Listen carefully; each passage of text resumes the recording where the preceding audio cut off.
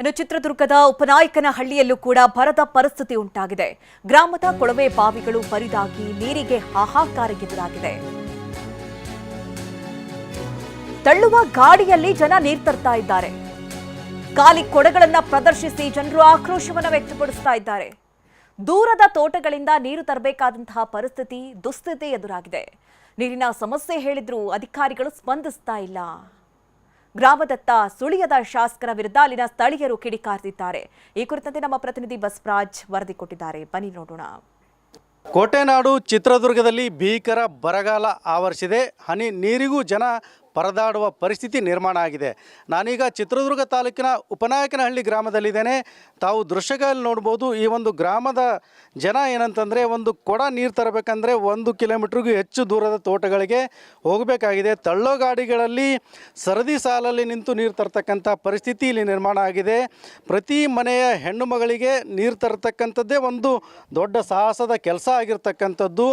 ಆದರೆ ಇಲ್ಲಿವರೆಗೂ ಸಹ ಯಾವೊಬ್ಬ ಅಧಿಕಾರಿಗಳಾಗಲಿ ಜನಪ್ರತಿನಿಧಿಗಳಾಗಲಿ ಈ ಗ್ರಾಮದ ಜನರ ಬಳಿ ಬಂದು ಯಾವುದೇ ಒಂದು ಸಮಸ್ಯೆ ಪರಿಹಾರದ ಬಗ್ಗೆ ಆಗಲಿ, ಸಮಸ್ಯೆ ಏನಿದೆ ಅಂತೇಳಿ ಆಗಲಿ ಯಾವುದೇ ಒಂದು ಕೇಳ್ತಕ್ಕಂಥ ಪ್ರಯತ್ನವನ್ನು ಮಾಡಿಲ್ಲ. ಹೀಗಾಗಿ ಏನಂತಂದರೆ, ಇಡೀ ಗ್ರಾಮದ ಜನ ಅಧಿಕಾರಿಗಳ ವಿರುದ್ಧ, ಜನಪ್ರತಿನಿಧಿಗಳ ವಿರುದ್ಧ ಇಡೀ ಶಾಪ ಆಗ್ತಕ್ಕಂಥ ಪರಿಸ್ಥಿತಿ ಇಲ್ಲಿ ನಿರ್ಮಾಣ ಆಗಿದೆ. ಕಾರಣ ಏನಂತಂದರೆ, ಕುಡಿಲಿಕ್ಕೂ ನೀರಿಲ್ಲ, ಅದ್ರ ಜೊತೆಗೆ ಬಟ್ಟೆ ತೊಳಿಲಿಕ್ಕಾಗಿರ್ಬೋದು ಮತ್ತು ಇತರೆ ಚಟುವಟಿಕೆಗಳಿಗಾಗಿರ್ಬೋದು ನೀರನ್ನು ಹೇಗೆ ಮನೆಗೆ ತರೋದು ಅಂತಕ್ಕಂಥದ್ದೇ ಒಂದು ದೊಡ್ಡ ಯಕ್ಷ ಪ್ರಶ್ನೆಯಾಗಿ ಇಲ್ಲಿನ ಜನರನ್ನು ಕಾಡ್ತಾ ಇದೆ. ಇರ್ತಕ್ಕಂಥ ಬೋರ್ವೆಲ್ಗಳೆಲ್ಲವೂ ಸಹ ಬರಿದಾಗಿವೆ. ಹೀಗಾಗಿ ಜನ ಸಾಕಷ್ಟು ಆಕ್ರೋಶವನ್ನು ವ್ಯಕ್ತಪಡಿಸಿದರೆ ಇಲ್ಲಿರ್ತಕ್ಕಂಥ ಗ್ರಾಮಸ್ಥರನ್ನು, ಮಹಿಳೆಯರನ್ನು ಮಾತನಾಡಿಸ್ತಕ್ಕಂಥ ಪ್ರಯತ್ನವನ್ನು ನಾನು ಮಾಡ್ತೇನೆ. ಅಮ್ಮ, ಈಗ ಎಷ್ಟು ದಿನದಿಂದ ಈ ಸಮಸ್ಯೆ ಇದೆ? ಏನೆಲ್ಲ ಸಮಸ್ಯೆ ಆಗ್ತಿದೆ? 5 ತಿಂಗಳಿಂದ ಸರ್, 5 ತಿಂಗಳಿಂದ ನೀರಿನ ಭಾಳ ಸಮಸ್ಯೆ ಆಗಿಬಿಟ್ಟೈತೆ ಸರ್. ಮಕ್ಕಳಿಗೆ ಸ್ಕೂಲಿಗೆ ಕಳ್ಸೋಕೆ, ಸ್ನಾನ ಮಾಡಿ ಕಳಿಸ್ಬೇಕಂದ್ರೂ ನೀರಿಲ್ಲ ಸರ್. ಬಟ್ಟೆ ತೊಳಿಬೇಕು ಆಗಲಿ ಏನಕ್ಕಾಗಲಿ ಸರ್. ಬೆಳಗ್ಗೆ ಬಂದರು ರಾತ್ರಿ 10 ಗಂಟೆ ತನಕ ನಾವು ಇಲ್ಲೇ ನೀರು ಕಾಯ್ತೀವಿ ಸರ್, ನೀರಿಗೆ ಅಂತಂದು. ನೀವು ಭಾಳ ಸಮಸ್ಯೆ ಆಗಿಬಿಟ್ಟೈತೆ ಸರ್. ಆದರೆ ಎಲ್ಲಕ್ಕೆ ಓಟ್ ಬೇಕಂತ ಬಂದು ಇದು ಮಾಡ್ತಾರೆ ಸರ್. ಅವತ್ತು ಓಟ್ ಹಾಕ್ಲದಲ್ಲೇ ನಾವು ಅವ್ರು MLA ಆಗಿದ್ದಾರೆ ಸರ್.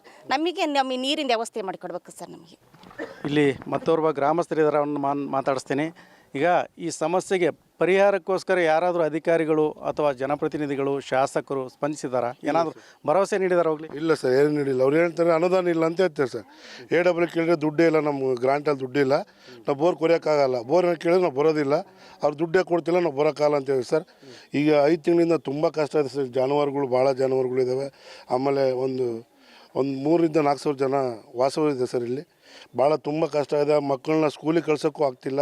ಅಧಿಕಾರಿಗಳು ಇತ್ತ ಸುಳಿದಿಲ್ಲ ಅಂತಕ್ಕಂಥದ್ದು ಇಲ್ಲಿನ ಜನರ ಆರೋಪ ಆಗಿದೆ. ಇನ್ನಾದರೂ ಜಿಲ್ಲಾಡಳಿತ ಮತ್ತು ಜನಪ್ರತಿನಿಧಿಗಳು ಈ ಬಗ್ಗೆ ಗಮನ ಹರಿಸಬೇಕಿದೆ, ಸೂಕ್ತ ಪರಿಹಾರ ಕ್ರಮವನ್ನು ಕೈಗೊಳ್ಳಬೇಕಿದೆ. ಕ್ಯಾಮ್ರಾ ಪರ್ಸನ್ ಮಂಜುನಾಥ್ ಜೊತೆ ಬಸವರಾಜ್ ಮದನೂರು, TV9 ಚಿತ್ರದುರ್ಗ.